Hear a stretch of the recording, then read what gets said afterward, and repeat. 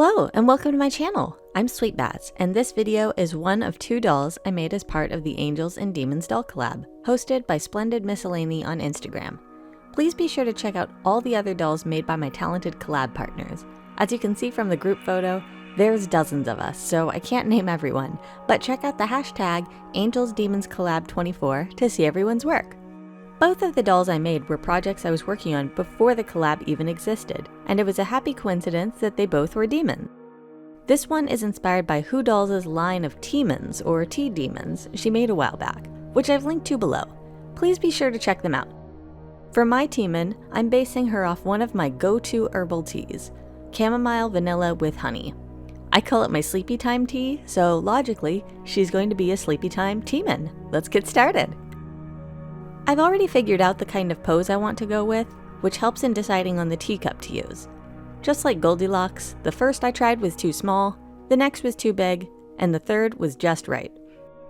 The colors work pretty well thematically as well, so I don't need to make any modifications. While Who Dolls did the kintsugi method on her already broken teacups, I decided against intentionally breaking mine, worried that I wouldn't be able to get it back together.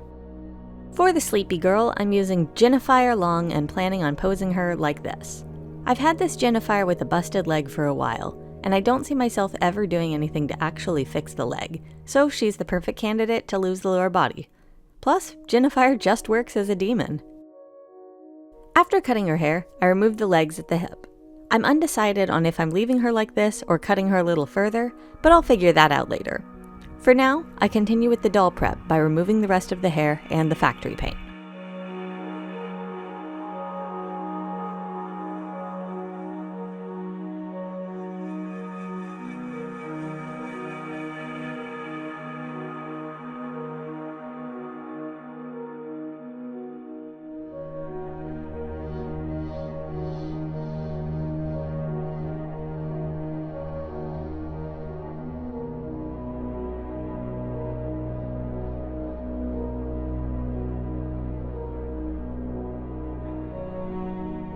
Genifier has some of the best nails, so they can't go unpainted. I use this light copper paint for a subtle change.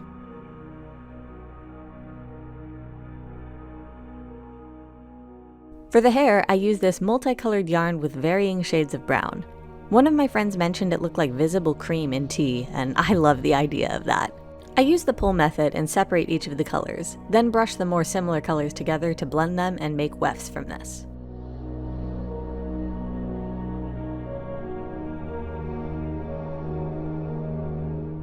I make the wig cap from stretchy mesh fabric and cut and mark this. And while I wait for her wefts to dry, I move on to her horns. There's so many different types of demonic horns, but I went with ram-like ones for the whole counting sheep sleep thing. I thought it was cute. I twist wire to form a sturdy base and stick it into the head, then bend it into the ram horn shape. To fill this out with more lightweight material, I hot glue over the wire, then cover this with clay. I initially planned on using air dry clay, but my package of it wasn't holding well and probably dried out a bit. I ended up spotting a lightweight oven-baked clay at the craft store and decided to give this a shot, shaping it with sculpting tools as I went along.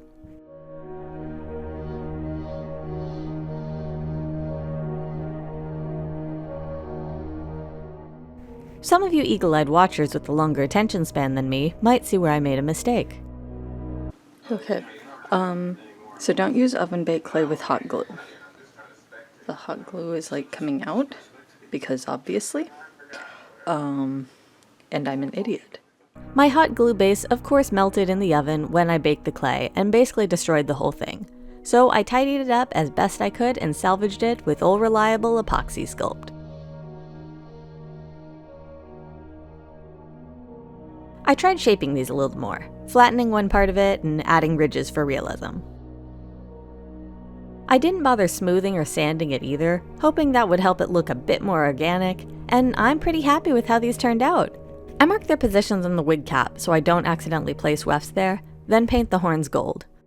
I picked up this Lumiere gold paint to help with a friend's cosplay a while back, and it ended up being a pretty close match for Genifier's skin. I had to paint the horns black first since the gold was pretty sheer on the epoxy, and I think it turned out great. With the wing cap marked and the horns drying, I start gluing down the wefts, with the darker brown pieces on the underside and adding the lighter layers on top, taking care to glue around the horn marking so I can style this properly later.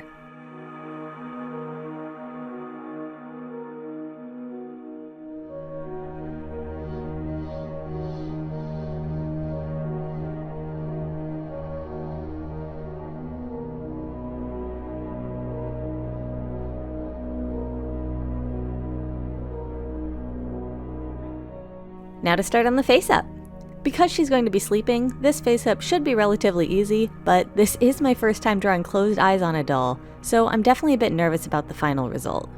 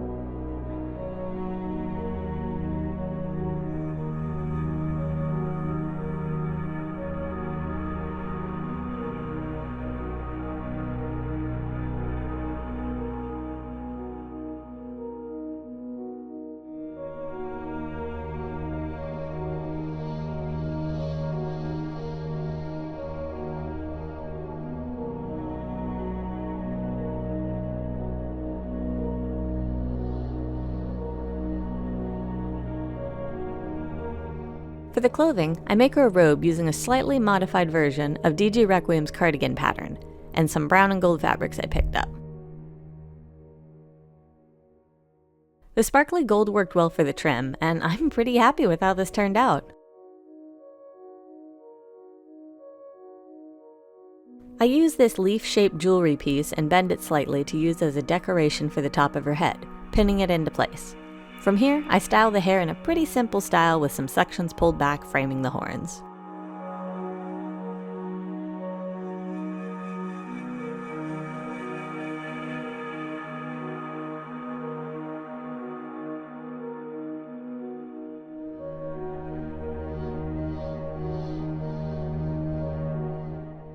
I want her to have her tail, but I don't need the green parts, so I carefully remove these with a Dremel, then sand and paint the tail tip.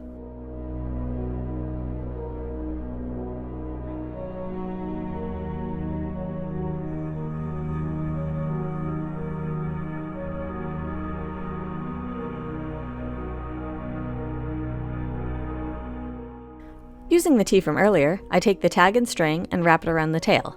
However, after a relative passed away, random jewelry bits were given to me from her belongings in the hopes that I could use them in my crafts, and I implemented this gold-colored chain I got from her instead.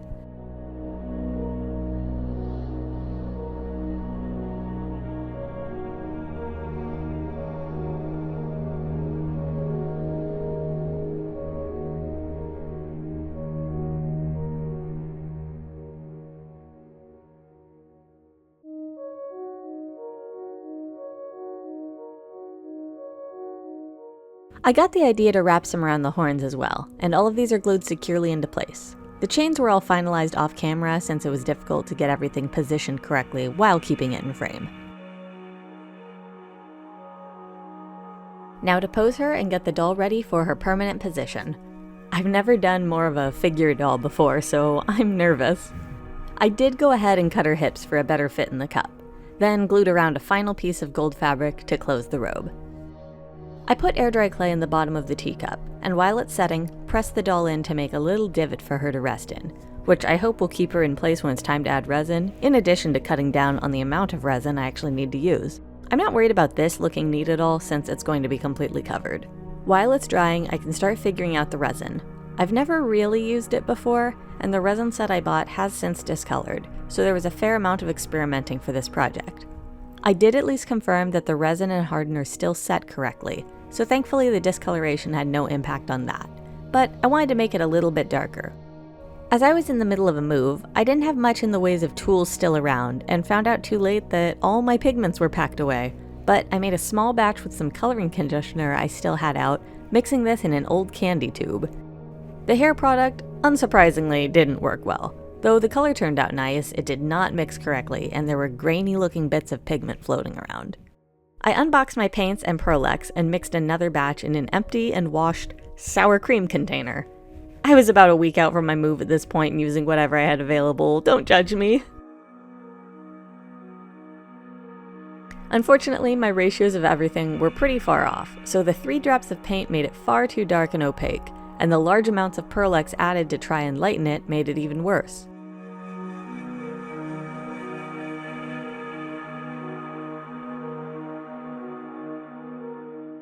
I somehow managed to ignore that and started pouring it in after posing the doll how I wanted. Several hours later, I realized not only should I probably do this in layers, but that I really didn't like how it looked. I pulled the doll out of the semi-cured resin and scooped out as much of it as possible before placing her back in, adjusting her robe as best I could, and letting that remaining amount set. Once cured, I came in with a more translucent layer of resin that I was much happier with, comprised of just a small amount of Pearlex. Unfortunately, the next layer was slightly too opaque due to accidentally adding in too much shimmer, but I managed to get the top layer at the correct ratio, and I think it's passable with the layering of it all. I also got myself a heat gun at this point, and used that to get rid of the bubbles in the resin.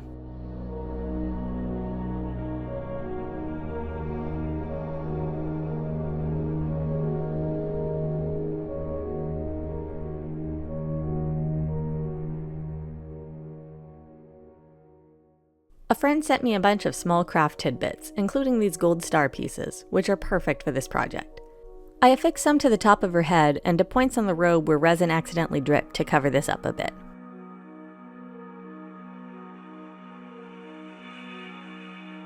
Finally, I add last-minute touches to the hair, and once that's pulled back with a ribbon and another star piece, she's all done.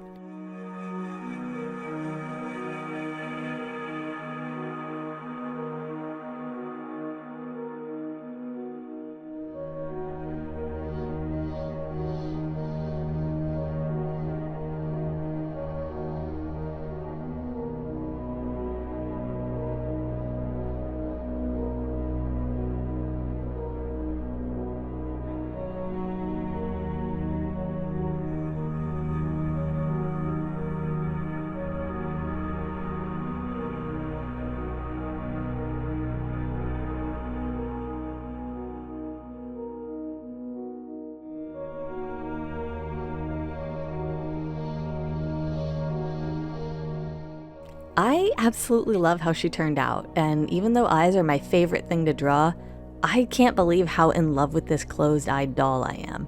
I hope you enjoyed watching her creation.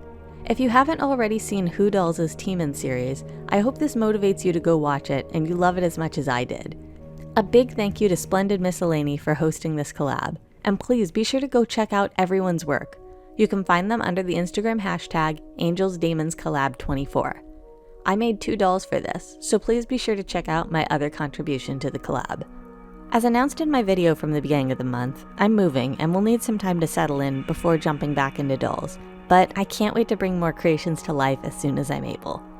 I want to thank you all for your continued support, and a big thank you and shout out to my patrons, Bear, Crash MD, and Han. I'll see you all next time. Take care.